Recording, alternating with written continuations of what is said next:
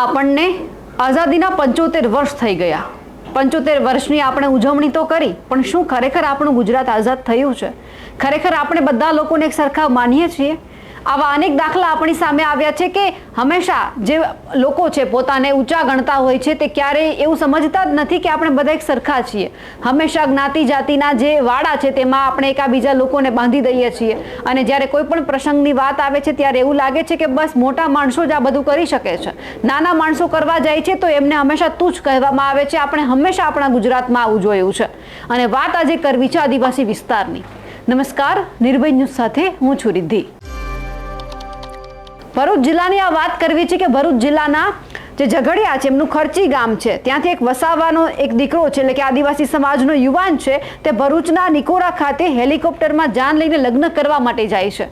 લગ્ન કરવા માટે હેલિકોપ્ટર એ ભાડે રાખે છે અને લગ્ન કરવા માટે જાય છે તો કોઈ બીજા વ્યક્તિથી આ સહન ન થયું અને સોશિયલ મીડિયામાં તેમની સામે અભદ્ર ભાષામાં ટિપ્પણી કરવામાં આવી, તેમને તુચ્છ શબ્દોમાં કહી દેવામાં આવ્યું। માતા, ઘણી બધી બહેનો એવી છે કે એમને પણ કહી દેવામાં આવ્યું અને અલગ અલગ જાતની એમના ઉપર ટિપ્પણી કરવામાં આવી, એટલે ક્યાંક ને ક્યાંક છે તમામ લોકોમાં રોષ જોવા મળ્યો છે।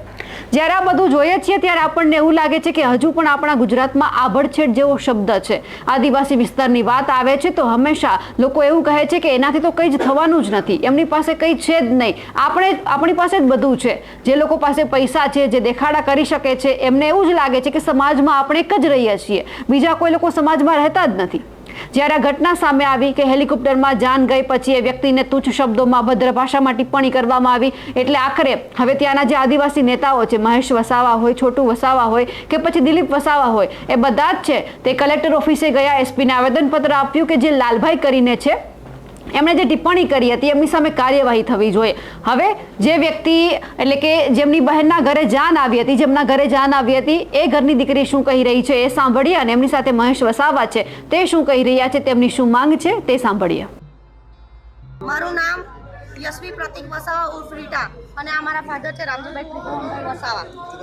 તારીખ 16 તારીખે મારી નાની બેન વૈશાલીના લગ્ન હતા તો ખર્ચી ગામના સુખદેવભાઈ વસાવાએ અમારા ઘરે હેલિકોપ્ટરથી જાન લઈને આવેલા। એ અમારે ખૂબ આનંદની બાબત છે કે અમારા આદિવાસી બી બહુ આગળ આવીને આજે આ કામ કર્યું છે, એટલે બધાને જ બહુ ખુશી થયેલી। પણ અમુક સમાજના તત્વોએ એટલું બધું ખરાબ કમેન્ટ કરેલી, બોલે તો ભરૂચ, પૂછે તો ભરૂચમાં કમેન્ટ કરેલી, ને એમાં એમને એવું લખેલું કે ભીલડાઓ બી હવે હેલિકોપ્ટરમાં ફરતા થઈ ગયા છે। તો મેં એને કમેન્ટ કરેલી કે ભાઈ તારે બી ફરવું હતું તું બી ફર, તું બીજાનું કેમ આવું બોલે? તો એને મને અભદ્ર ભાષામાં બહુ જ ખરાબ ટિપ્પણી કરેલી છે, જે હું બધા વચ્ચે બોલી શકું તેમ નથી। અને એમને એવું કીધેલું કે ચરોતરમાં ખેત મજૂરી કરવા આવે તો તમારી બહેન, દીકરી અને યુવાનોને, અમારા યુવાનો એમને એવું કરે છે એટલે તમે બિયારણ તો અમારું જ છે ને। અને એમને પોતે આવું કીધું કે હું મહાદેવના મંદિરનો પૂજારી છું, તો મારે એને એવું કહેવું છે કે તું મહાદેવના મંદિરનો પૂજારી છે તો પાર્વતી માતા કોણ હતું?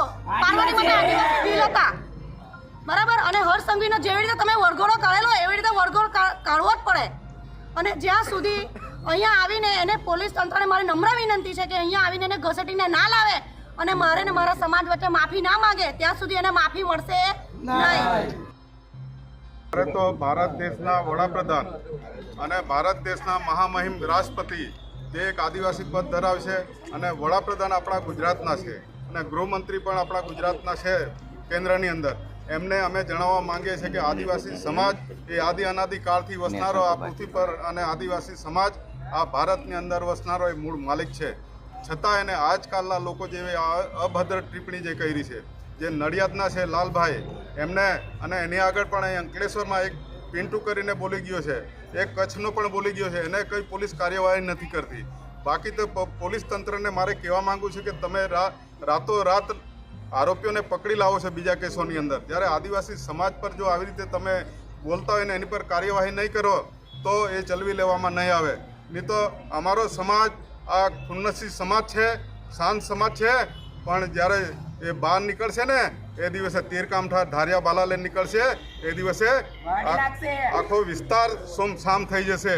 એ અમારી સંસ્કૃતિ ને પ્રકૃતિનું પ્રતીક છે, એ અમારા રોજગારી માટેના ઓજારો છે, અમારા ખોરાક માટેના ઓજારો હતા, કદાચ એ ઓજારો કદાચ કોઈના પર ચાલવા માટેની થઈ જાય એ કાળજી સરકારે અને પોલીસ તંત્રએ રાખવાની। અને ખાસ કલેક્ટરશ્રીને અને અહીં ગુજરાતના મુખ્યમંત્રીશ્રીને અમે આજે અહીંથી આવેદન કરીએ છીએ, એમને રજૂઆત કરીએ છીએ કે આમની પર તાત્કાલિક કાર્યવાહી કરે ને જે બેને કીધું એ પ્રમાણે એમને તાત્કાલિક અહીં લાવીને એમને બધા પાસે માફી તો ઠીક છે, માફી માગવા લાયક કંઈ માણસ છે જ નથી.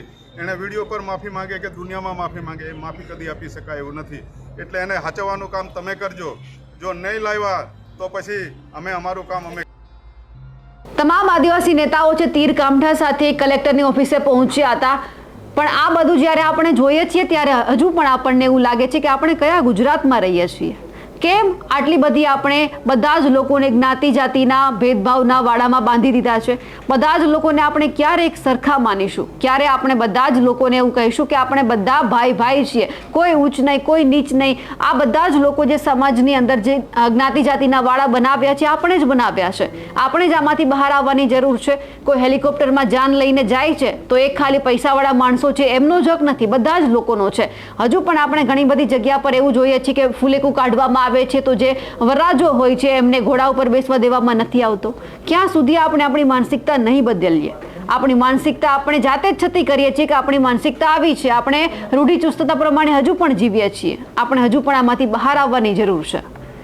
અમારા અહેવાલને લઈને આપનું શું કહેવું છે કમેન્ટ કરીને ચોક્કસથી જણાવજો. સાથે જ અમારી નિર્ભય ન્યૂઝ ચેનલને લાઇક, શેર અને સબસ્ક્રાઇબ કરવાનું ભૂલશો નહીં. નમસ્કાર.